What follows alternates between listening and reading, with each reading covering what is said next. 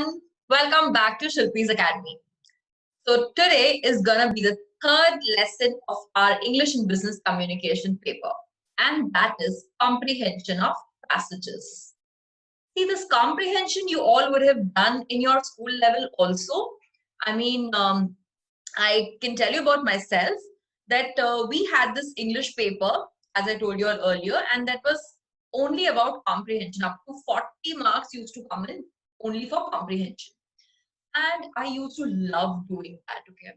Because I was so already experienced and good with reading. I was an avid reader, like literally, I mean, it's a fact, okay? I used to be caught reading storybooks inside my textbooks all the time. And in my house, we had a rule that at 9 p.m. the lights should be switched off.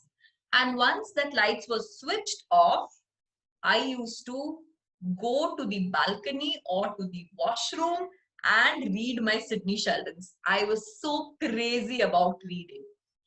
And sadly, you know, that this generation is not much into reading because even if some of you are, probably you're more into the technology side of reading, like Kindle or something. But trust me, guys, the experience and the feel of having a book in your hand with pages to turn, it's unmatchable. Just try it sometime, okay? So this in comprehension of passages, we have to learn on how to quickly read the passage without, like, you know, it's not just a quick reading without understanding, okay? It's like you have to quickly read the passage and at the same time understand the main crux of the topic, okay? Understand what is the main agenda behind that topic, what is the feeling, what is the emotion behind that topic, and what is the basic thing that the author is trying to say. All right, for this you need to have a good vocabulary also, because even if you don't know the exact meaning of the words used, at least you should be able to comprehend, at least you should be able to understand what basically that word is trying to say. So all that is very important when we are doing comprehensions. Now let us start this and understand what are the ways in which we can score well in comprehension. When we were doing comprehension, sadly we didn't have all these pointers, okay? I just used to read the comprehension and carry on with it, but now they have made it really easy for you all to understand on how you should deal with the comprehension. So let's just get started and see how we can score the best in this. All right, so here we come. Comprehension of a passage. The first point is the important strategies which you need to solve comprehension passages. For your syllabus, you only have text passages, okay? I remember we had even done in CBSE board. I mean, if anyone is probably somewhere in my generation, you would know, CBSE also used to have poetry comprehension. So one was a text and one was a poetry. For your syllabus, it's only a text comprehension. That is a passage, a proper passage which is given, okay? So let us understand what are the strategies. First thing is read the passage as fast as possible, okay? That does not mean that you just skim through it.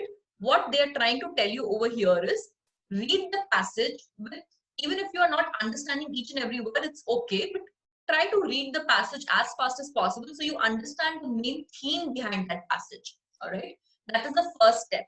Second step is get thoroughly involved with the paragraph to understand it.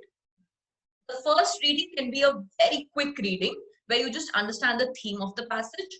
The second reading can be where you're trying to understand what exactly they're trying to say, like how the sentences are connecting, and be very careful of certain words, okay? Sometimes when we read it quickly, you know, what happens is they would have told something in a negative sense, but we would miss, I mean, we would miss that.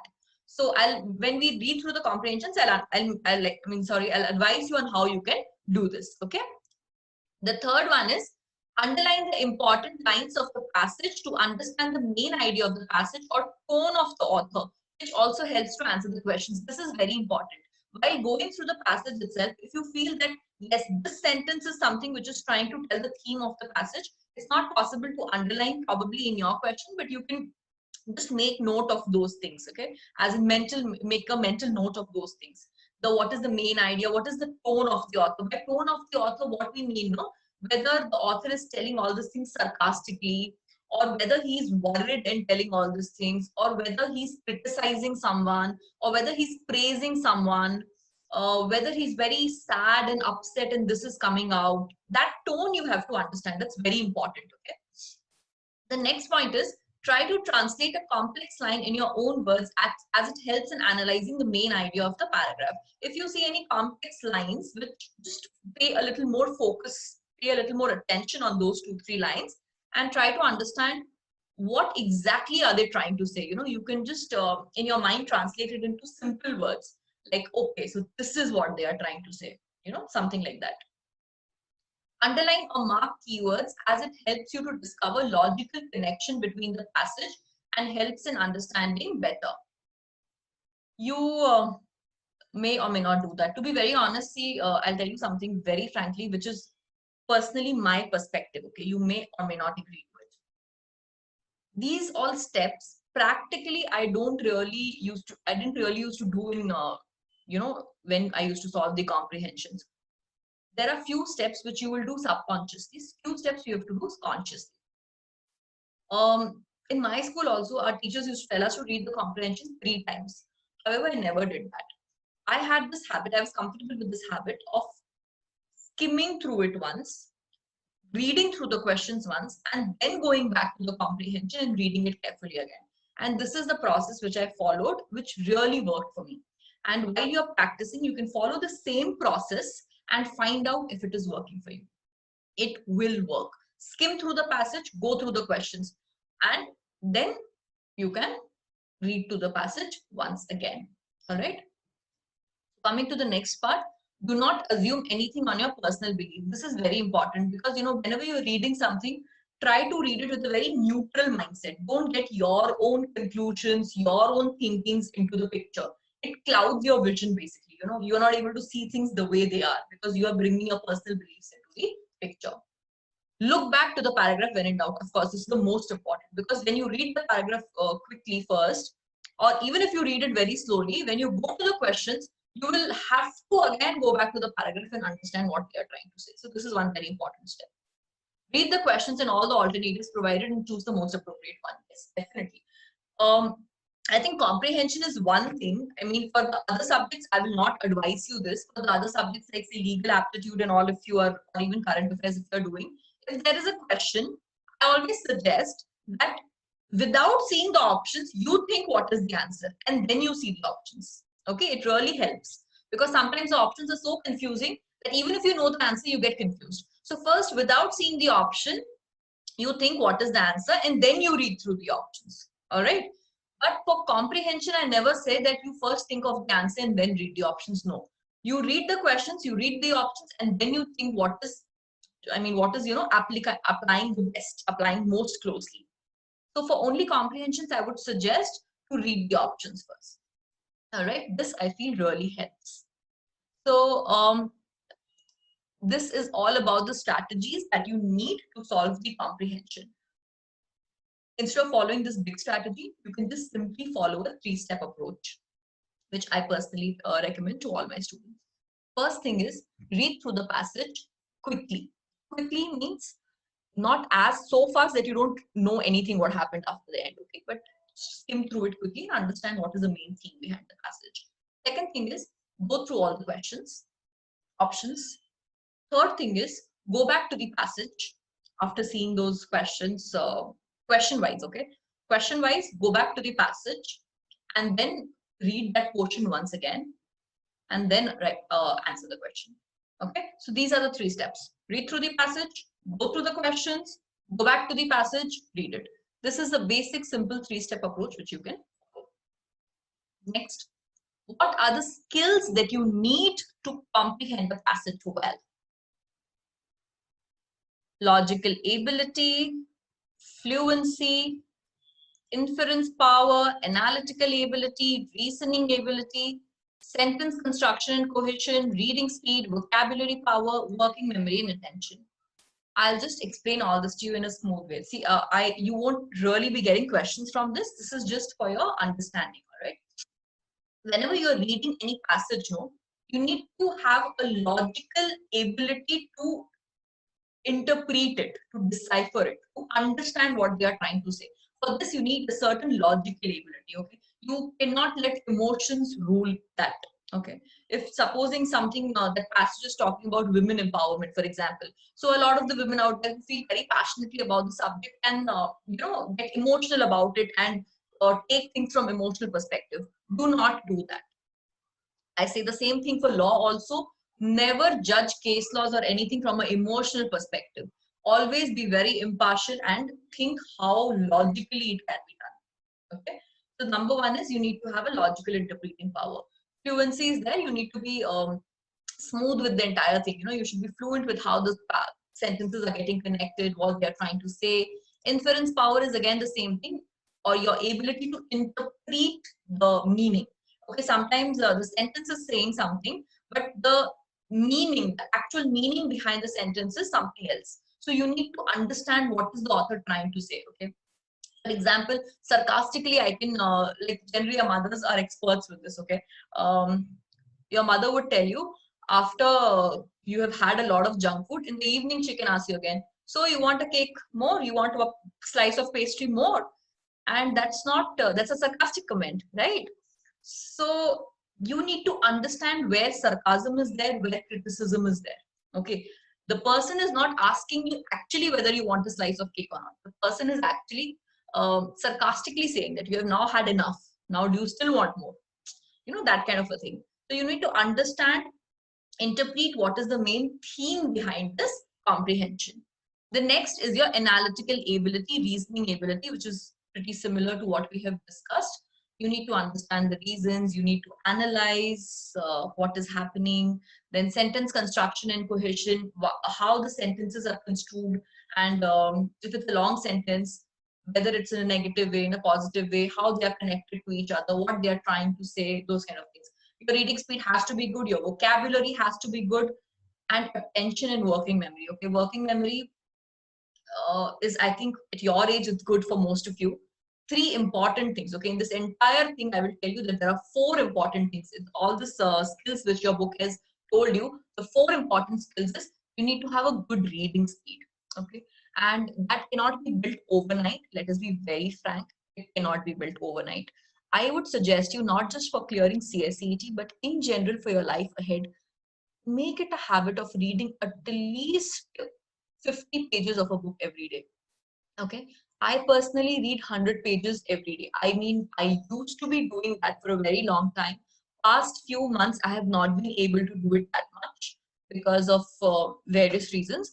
But I would still, once I'm done with my work which is in hand, I would still love to go back to that level where I used to read at least 200 pages a day, 100 to 200 pages a day.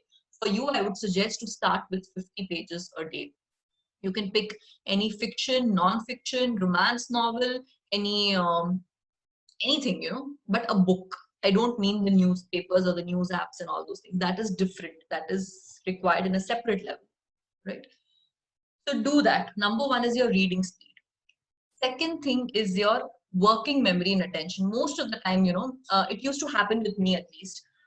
I was a very daydreamer kind of a person. I was not distracted when I was in my student days, but I was a little bit of a daydreamer.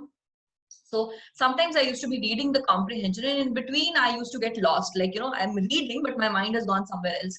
So when you see the questions, you're as good as not knowing the questions at all, because you were daydreaming. Your attention was not there in the passage. So even if you miss the attention for 3-4 lines, you miss quite a lot of it. Okay, so you might miss a very important point. You might miss the entire theme of the passage itself. So it's very important to make sure that you are alert and you are properly paying attention and reading that passage. Okay, that is very important. Third is your vocabulary. Vocabulary, again, we have done the vocabulary chapter. We have exposed you to a lot of new words. This is possible, as I told you. Make it a habit, guys. Make it a habit. Every day, 3 words. Pick up 3 good words. Use it in a sentence and use it throughout the day as much as possible. Okay, while speaking to your mom, your friend, sometimes it might not suit very much, but still, just try to add that word everywhere. Trust me, it becomes a part of your lingo. It does become. All right, so try doing that. So these are the requisite skills that you need for solving a comprehension. And let's come to the next part. That is your key takeaways. Analytical ability, fluency, and vocabulary skills are key to reading a comprehension. Yes, they are definitely. Being able to connect ideas within and between sentences helps in understanding the whole set. This is again a kind of a analytical ability or interpreting ability only. That when you are reading, you're trying to connect the sentences together. You're trying to connect the hidden meaning together. So that's important. Reading aloud and talking about experiences can help build reading skills. Okay. This is again very important. Okay. I think I should do a video on this. Probably by the time you see this video, the video would already be out on the YouTube. The video on how to develop your English and reading skills. See, English is not just about reading, okay, or writing. Reading and writing is another game. Most important thing is speaking. Speaking, and I mean, if you're trying to improve spoken English, that is. If you're trying to improve your written English, then it is writing. It's not reading, it's writing. Okay. So if you're trying to improve your spoken English, you have to speak. Reading is where you're consuming that information. Okay. It is 30% of the job. But actually, you learn only when you start speaking. And I don't mean start speaking about any topic that you have read. Start speaking on your experiences, on your personal beliefs, on your emotions. Okay. Any topic which is close to your heart. Content should be yours. So you could just speak about, just stand in front of the mirror and speak 10 minutes about the last trip that you went, your experiences on that trip. So these kind of things is gonna help you a lot in improving your English skills and vocabulary also. So read aloud, talk about experiences, they will help build your reading skills. Reading speed should be fast in order to scan and skim and summarize the major points of the passage. This point I've already discussed with you. Next is paying attention while reading allows taking in more information from the text, and working memory allows them to hold on to that information and use it to gain meaning. This part also I have explained it to you. Be very alert while reading the passage, and that time when you're alert and you're reading it, your memory, the working memory, the memory which is there in the present, that is going to help you to retain that information and use it when you are going to answer the questions. All right. So these are the basic takeaways that we had from comprehension of a passage. And now, before I start practicing the comprehension with you all, in the next video, that is, I would just like to tell you a few things that you need to remember. The first thing is, when you skimmed through the entire passage, the first point is find the central idea in the passage. Find out the main theme on what that passage is trying to talk about. Sometimes, we just read through the entire passage, we understand the sentences, but we fail to look at the bigger picture. The bigger picture is that what is this trying to tell you? What is the main idea, main theme behind that passage? And most of these passages, they are not independent passages. They are actually an extract from a bigger passage. So say if you get a 120-word passage, it is not a 120-word passage. They would have extracted it or taken it out from a, say, a 1,000-word passage, a 1,000-word book, say. So you have to find out the central idea behind that passage. Focus on the details, of course, and logical structure and tone of the passage. Interpret what they are trying to say from there to where they are connecting, the connecting dots. You have to make that through this mind maps. As you see, since I use most of the time, I use mind maps to teach, which I feel is an extremely effective strategy to learn, because when you see the entire mind map in front of you, the thing somehow becomes very clear. You know from where what is connecting, from this point how many points are coming out. So it kind of just the picture just kind of stays in your head, and that's important. So these are the 4 things which we are going to remember, and that is your central idea of the passage. We'll focus on our details, we will logically interpret it, and understand the tone of the passage. That's also very important. All right. So these are the few things which you need to remember in order to solve any comprehensions. Okay. So in the next video, I'm gonna walk you through 2 examples. Okay. We are gonna do 2 comprehensions, and we're also gonna do a para jumble kind of a concept, which I'll explain you in the next video. Till then, before you watch the next video, if you have time, or actually you should make time, pick up a book, pick up any other reading material and read at least a 50-page today. Okay? Bye-bye. See ya till then.